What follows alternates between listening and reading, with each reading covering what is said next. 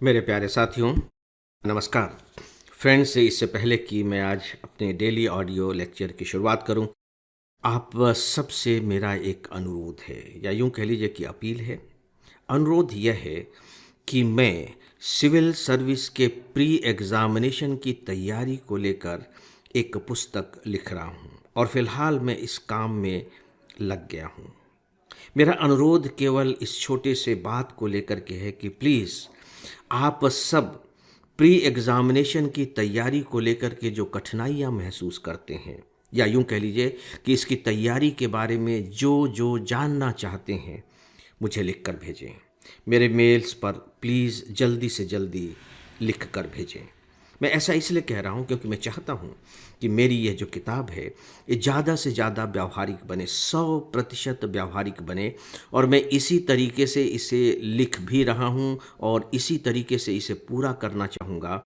लेकिन इस रूप में भी मैं इसे पूरा करना चाहूँगा कि मुझसे कोई एक ऐसा पॉइंट न छूट जाए जिसकी आपको ज़रूरत थी, लेकिन मेरी यह किताब आपकी उस ज़रूरत को पूरा नहीं कर पा रही है। और मैं अपने इस उद्देश्य में तभी सफल हो पाऊंगा जब आपका सहयोग मुझे मिलेगा। और मुझे पूरी उम्मीद है कि आप सब इस बारे में मेरा सहयोग करेंगे, अपना कंट्रीब्यूशन मुझे देंगे। इसी के साथ ही एक बात और वो ये कि प्लीज़ इसमें देरी मत कीजिएगा, टाल मटोल मत कीजिएगा। जैसा कि मैंने कहा कि मैंने इस पुस्तक पर कलम चलानी शुरू कर दी है। अगर आप देरी करेंगे तो हो सकता है कि तब तक मेरा काम पूरा हो जाए, या यूं कह लीजिए कि जिस समस्या के बारे में आपने लिखा है उस समस्या के बारे में मैं लिख तो चुका हूं, लेकिन जो एंगल आपने चाहा है मैंने उस एंगल को अपने समस्या में कवर नहीं किया है।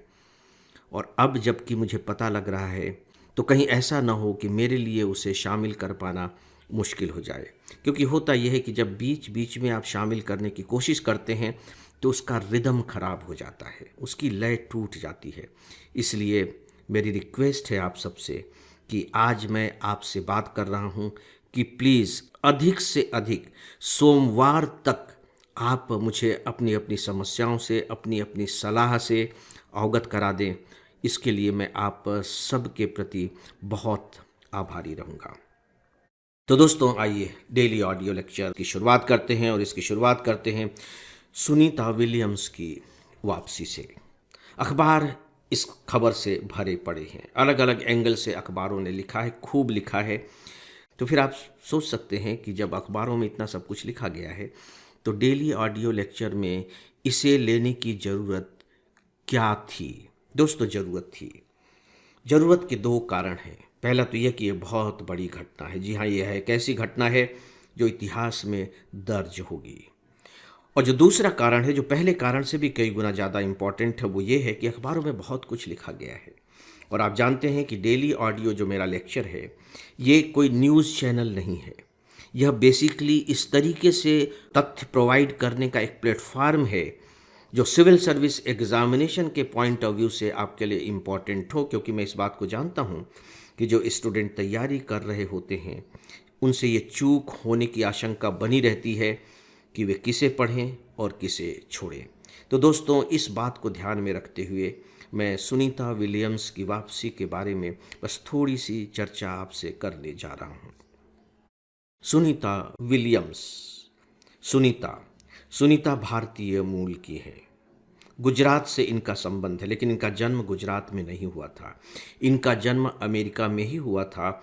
और इनके पिता जो दीपक पांडे थे वे बेसिकली न्यूरो सर्जन थे। 1958 में वे अमेरिका चले गए थे। वे अमेरिका चले गए और अमेरिका में ही उन्होंने बॉनी जालोकर से विवाह किया जो स्लोवेनिया की थी। नो डाउट कि बाद में उन्होंने अपना नाम रखा बॉनी पांड्या। प्रधानमंत्री जी ने अपने उस पत्र में जो उन्होंने सुनीता विलियम्स को लिखा है उनकी मां के नाम का उल्लेख किया है, बॉनी पांड्या का। दोस्तों, 2020 में डॉक्टर दीपक पांड्या नहीं रहे। तो इस तरह से सुनीता का संबंध गुजरात से है। इसीलिए आप देखिए कि भारत कितनी व्यग्रता से उनके आने की प्रतीक्षा कर रहा था, और अब जबकि वो आ गई हैं, भारत उनके आने का जश्न मना रहा है। बेसिकली जो सुनीता हैं वे नेवी की पोत चालक हैं, वो बाकायदे हेलीकॉप्टर पायलट भी हैं और उन्होंने दूसरे कोर्सेज भी किए हुए हैं। बाद में नासा में उनका सिलेक्शन हो गया और वे अंतरिक्ष यात्री के बारे में ट्रेनिंग करने लगी। आपको मालूम होना चाहिए कि सुनीता विलियम्स की यह पहली अंतरिक्ष यात्रा नहीं थी, यह उनकी तीसरी अंतरिक्ष यात्रा थी। इन्होंने माइकल जे विलियम्स से विवाह किया और इसके बाद सुनीता पांड्या सुनीता विलियम्स हो गई। थोड़ी सी बात मैंने जानबूझकर आपके सामने रखी है ताकि आपको बैकग्राउंड पता लगे, और बैकग्राउंड थोड़ी सी इसलिए ज़रूरी है क्योंकि वो भारत की हैं, हमारे देश के मूल की हैं, तो हमें कम से कम इतनी बातें तो जाननी ही चाहिए, भले ये बातें परीक्षा में पूछी जाएं या न पूछी जाएं। हो सकता है कि मैंने जिन तथ्यों को अभी आपके सामने रखा है ऐसे राइटिंग में आपके काम आ जाए। हो सकता है कि मेंस के जनरल स्टडीज़ का जो 4th पेपर होता है उसमें किसी रेफरेंस के रूप में काम आ जाए। हु नोज़, क्योंकि सिविल सर्विस एग्जामिनेशन की तैयारी में यही तो सबसे बड़ी खूबसूरती होती है कि पता नहीं कौन सी बात, कौन सा ज्ञान, कौन सा तथ्य कहाँ आपके काम आ जाए। दोस्तों, सुनीता विलियम्स अभी इस यात्रा में 5 जून 2024 को गई थी बोइंग स्टार लाइनर से। बोइंग स्टार लाइनर, ये नाम याद रखिएगा क्योंकि कभी कभी इस तरह के तथ्य पूछ लिए जाते हैं। उनको 13 जून 2024 को लौटना था, लेकिन आप जानते हैं कि वे लौटी कब हैं? 286 डेज़ के बाद। सोच करके देखिए कि 5 जून को वो गई थी, 13 जून को उन्हें लौटना था। कितने दिन बाद लौटना था कैलकुलेट कर लीजिए, और वो लौटी हैं 286 दिन के बाद, क्योंकि जो बोइंग स्टार लाइनर था उससे हीलियम गैस निकलने लगी थी, थोड़ी सी प्रॉब्लम आने लगी थी, लेकिन थैंक्स गॉड कि इसके बावजूद इस बोइंग महाशय ने सुनीता विलियम्स और उसके साथ जो दूसरे अंतरिक्ष यात्री थे उन्हें कम से कम सकुशल तरीके से अंतरिक्ष स्टेशन तक तो पहुंचा दिया। और इसके बाद उनके आने की तिथि घोषित होती रही, बार बार बातें टलती रहीं, लेकिन इस बार वो आ गई और लाने का श्रेय जाता है अंतरिक्ष यान ड्रैगन को। वापस आ गई। यह एक छोटी सी कहानी है। सिविल सर्विस एग्जामिनेशन की दृष्टि से आपको थोड़ी सी दूसरी बातें जाननी है, बहुत ही थोड़ी सी दूसरी बातें।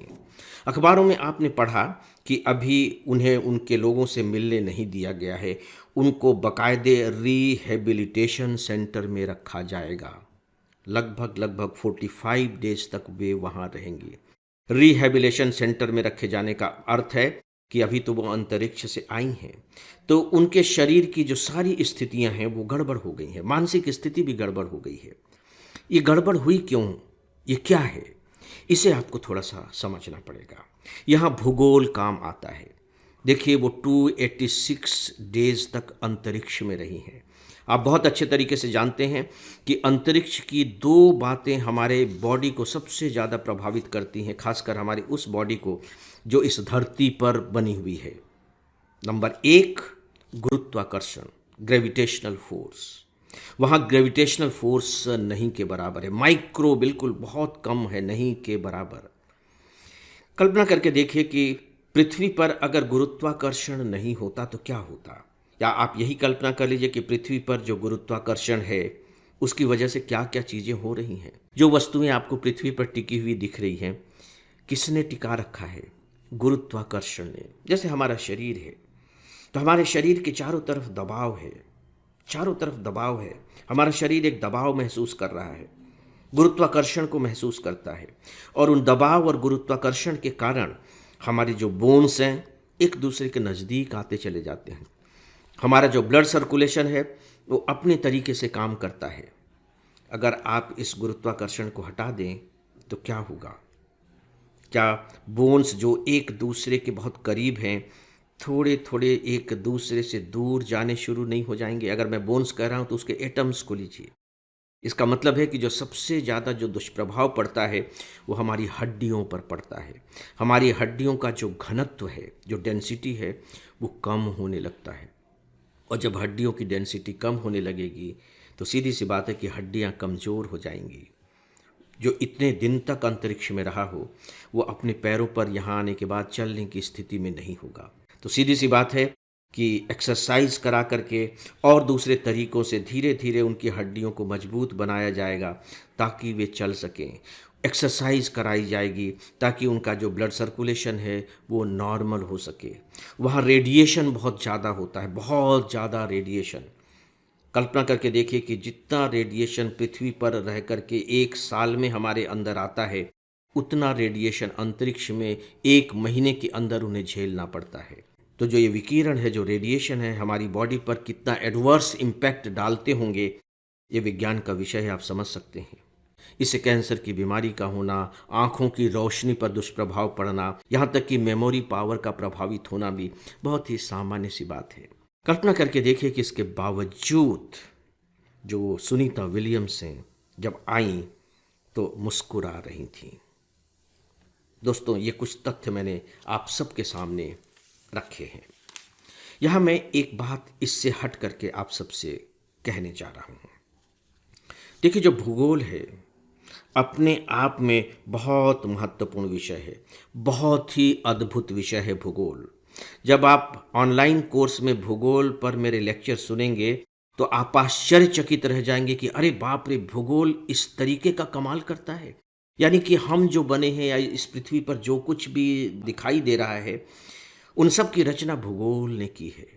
दोस्तों, यही तो डार्विन का सिद्धांत है, डार्विन का विकासवाद है। मेरा एक सजेशन है कि लल्लन टॉप का जो प्लेटफॉर्म है सोशल मीडिया का, उस पर लगभग 1-1.25 घंटे का एक इंटरव्यू है गौहर रजा साहब के साथ, सौरभ द्विवेदी जी का। मैंने ये सुना है, बहुत ही गजब का इंटरव्यू है ये। प्लीज़ आप उसे सुनिए। और गौहर रजा साहब की अभी एक किताब आई है, मिथक से विज्ञान तक। मिथक से विज्ञान तक, ये हिंदी में भी है और मैं चाहूँगा कि आप इस पुस्तक को ज़रूर पढ़ें। पुस्तक मैंने पढ़ी नहीं है, लेकिन मैंने ऑर्डर कर दिया है और ख़ासकर उस इंटरव्यू को सुनने के बाद मुझे लगा कि नहीं, ये पुस्तक तो पढ़नी ही चाहिए। क्योंकि आप सिविल सर्विस एग्ज़ामिनेशन की तैयारी कर रहे हैं दोस्तों, तो मैं सजेस्ट करूँगा कि प्लीज़ आप इस पुस्तक को मंगा लें और ज़रूर पढ़ें। तो फ्रेंड्स, इस विषय पर बस इतना ही। अब डेली ऑडियो लेक्चर को यहीं समाप्त करते हैं। नमस्कार।